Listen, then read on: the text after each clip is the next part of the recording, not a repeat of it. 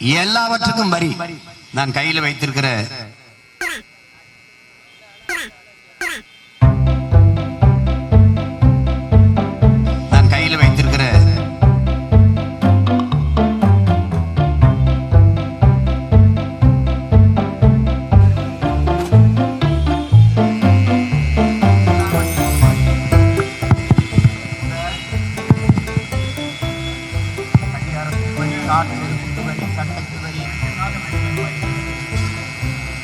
நாட்டு மக்களிடத்தில்